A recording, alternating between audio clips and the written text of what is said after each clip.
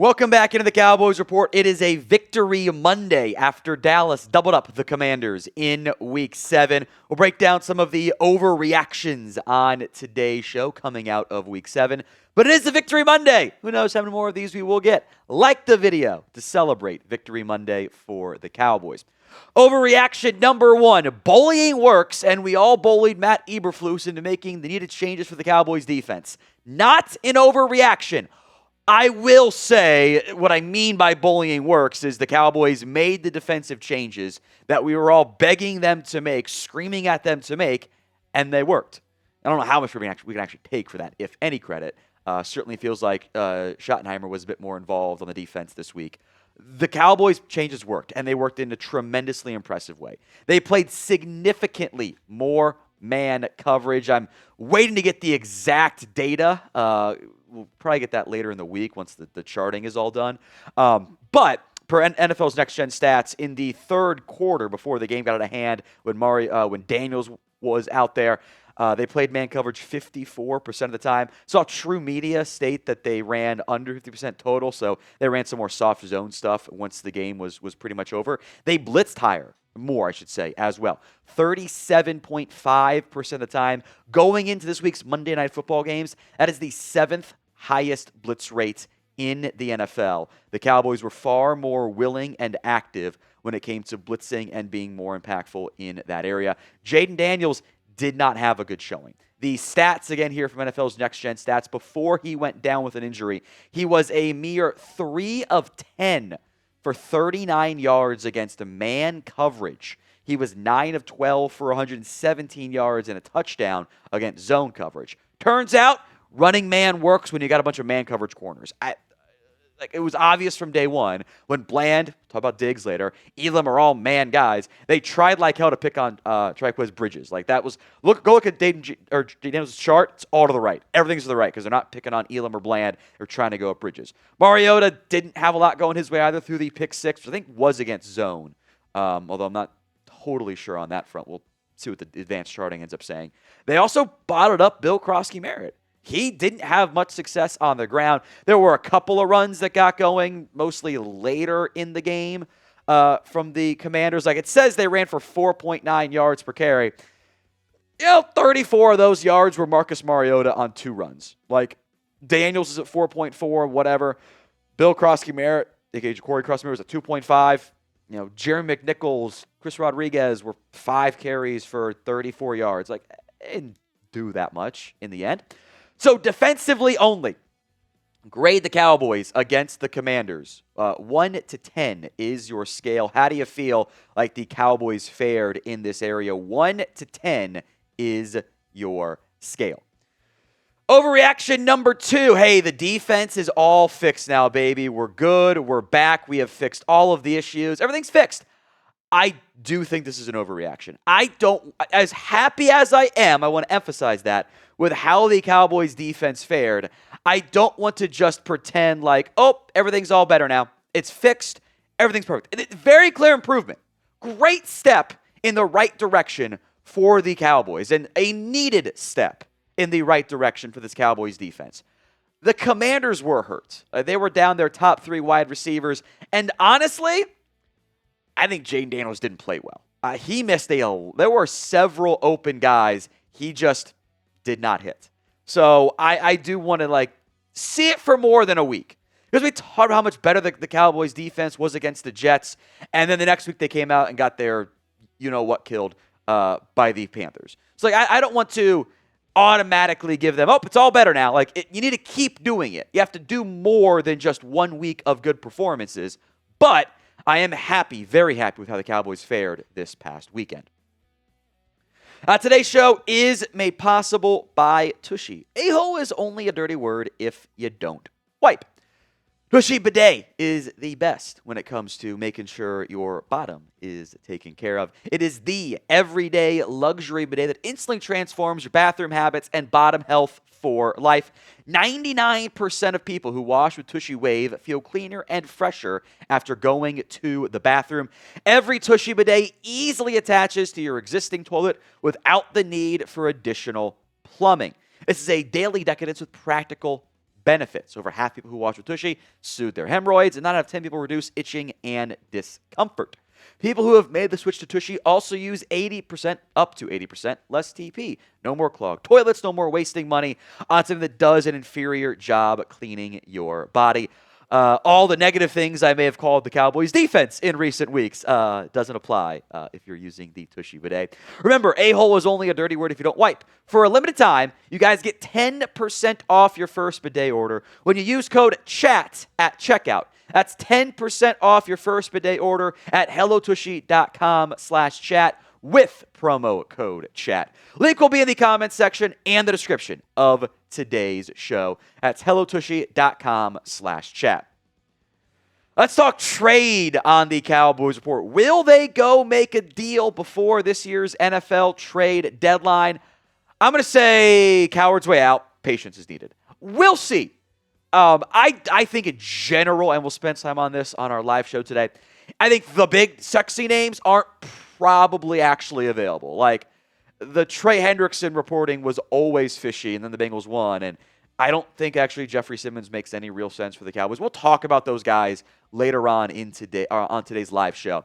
But Jerry Jones did speak afterwards because the Cowboys win, so Jerry wants to talk about how happy he is. He played the call us card, which is nothing new.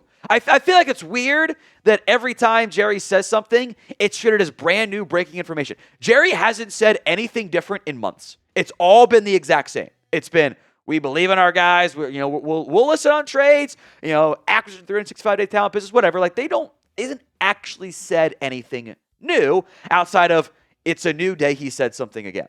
Here's what he said. I feel just inclined or not as inclined. Really, I'm not trying to be anyway. I don't have anything in front of me right now that I'm interested in. I haven't noodled up something that I might be interested in. You have to go within the boundaries of what's possible. You hear from other clubs as we get on into the trading deadline. We'll see if something there helps. I'm not going to holler in my pillow if we don't get a trade because I feel good about the makeup of the personnel we got on the team right now. So what do all those quotes mean from Jerry Jones? Well, it's the classic Cowboys approach of you call us, we don't call you. We'll see if that actually changes closer to the trade deadline.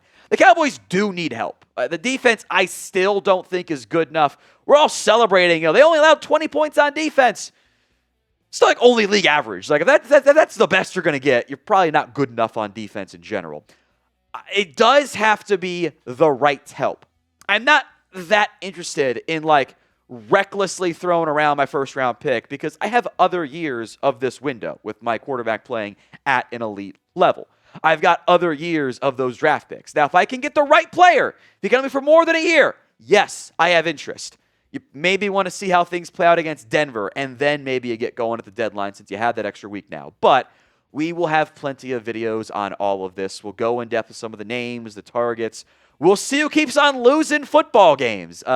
Jets and Miami certainly feel like obvious teams to go call as the trade deadline continues to approach. So we'll see what ends up happening. But do you think the Cowboys make a trade? Y for yes, N for no? Let me know in the comments section of today's show. Y for yes, N for no. Go vote right now. Overreaction number 4. Trevon Diggs is done in Dallas. He's never going to play again. I think this is an overreaction, at least for now. As we've said for months now, this is Trevon Diggs' last year in Dallas. That has been made very clear by this Cowboys organization repeatedly. The drive-by shots they took at him during training camp, and then he came back faster than they expected, and they kind of did do the whole, we're going to act like he's hurt, and then all of a sudden he's back. We're good to go. Come on. The concussion is an extremely weird story. If you were not paying attention this weekend, showed up to the team facility on Friday with concussion-like symptoms, was ruled out. The Cowboys have not said what exactly happened beyond an accident. Trevon Diggs has not said what happened beyond it was an accident. I don't know if we'll get the real details. If the Cowboys aren't saying it and Diggs is not saying it, it might be embarrassing for the player, maybe is what happened there. But at some point, perhaps it comes out. But also a weird quote from Jerry Jones here. It says the combination of the injury and how it has impacted regarding concussion issue, I'm not so sure that I know the detail of how that happened. Not the way I would have if there had been an injury on the field. We normally see that on TV, how an injury happens. In this particular case, it was unrecorded. He said what happened, but again, and I'm not saying that didn't happen, but a lot of times you're not the best viewer of what happened to you. The whole Trevon Diggs concussion saga remains weird and borderline suspicious to the point that it's allowed all these wild conspiracy theories. Maybe the how of what happened to Trevon Diggs reflects poorly on him, and that's why his camp hasn't sent out the details and leaked it to the media. Look, the reality is, and we have been this way for months now, we are trending towards a divorce. I think it's when, not if, those two sides part ways. That's been the case for months. There's been consistent frustration, real or justified or not, from the Cowboys front office. That's a factor in why Diggs, put his house on the market months ago as well there, by the way. But there's not trade value here. By the way, the conspiracy theory of the Cowboys faked a concussion for Diggs to get a trade for him doesn't make any sense. Why would a team trade for a concussed player? It doesn't make any sense. That's not why the concussion story happened. I think he gave himself a concussion. Don't know how. Maybe we'll never know. But it's not to create a trade, as mad as Artem. If the Cowboys could have found a Trevon Diggs trade in the offseason, it would have happened. There were no interested parties. By the way, he was right again. I get that there's frustration over the messenger, but the Cowboys were mad at Diggs for not training in the facility. Well, he came back well ahead of schedule. And then they might be mad at him for saying they want more man coverage. Well, they needed more man coverage to work better once they did it. He's also better than Trikweze Bridges, and maybe you should put him out there again. The Commanders tried to pick on Bridges. It mostly worked in a bad game, but I think you're kind of better off having Trevon Diggs out there. So I get the general frustration with the messenger, perhaps, but he's been right, and I think you do need him on defense because Bridges is not a real starting NFL corner right now. So, will Trevon Diggs return this week? A for yes, B for no. Let me know in the comments section of today's show. Brian Schottenheimer was optimistic. We'll see what happens on Sunday. Overreaction number 5, Shemar James is a starter. This is not an overreaction. This is a fact. The Cowboys got Jack Sanborn back from concussion protocol. He did not play on defense. Reese Leofau played a handful of snaps in their base package. Their nickel starters and their 3-down linebackers were Kenneth Murray and Shemar James. And I thought James played pretty well. There's still some moments of the coverage isn't where I want it to be, but he played faster today. Maybe those Kenneth Murray-led film sessions really helped out the Cowboys' defense as well. Shout out Kenneth Murray. He was much better against the Commanders, and he needed that one. 9 tackles, a TFL, the strip sack, a couple quarterback hurries as well, and hits. They blitzed him. He was effective as a blitzer. He's good at that. He did it well at Florida. They kind of deployed him in a better fashion, and I appreciate that from Matt Eberflus. We will be live later today. Make sure you are subscribed. Hit that sub button. Don't miss out. YouTube.com/Cowboys TV. We'll be live later this afternoon. Overreaction number 6. You got to play Ryan Flournoy over Jalen Tolbert. For me, this is not an overreaction. I would like to see more of Flournoy. I got excited when the Cowboys put him out there as the starter along with Lamb and Pickens and not Tolbert. And then the snap counts did not continue in that fashion. Jalen Tolbert had 33 snaps. Flournoy had 19. They seemed to trust Tolbert more as a blocker. He had the big holding penalty, which is an issue there. A little soft on the penalty, but he grabbed and twisted. That's going to get called. I'm not going to overreact, by the way, to Kevontae Turpin not having that many snaps, just a 20. Coming off of the foot injury, kind of felt like a pitch count game for Kevontae Turpin. But I would like to see Turpin as your 3, Flournoy as your 4, Tolbert as your 5. He can do everything, but I just think there's more juice to be had with Flournoy than Tolbert. 20 targets, 13 catches, 179 yards so far this season. Compare that to Jalen Tolbert, 22 targets, 12 catches, 125 yards. Yes, Tolbert has a tendency to make the big-time play in the big moment. He had the touchdown catch against the Steelers, had the comeback catch along the sideline against the Packers. But I do think Flournoy, who's younger, who's under contract for more years, I think does offer a little bit more explosive ability.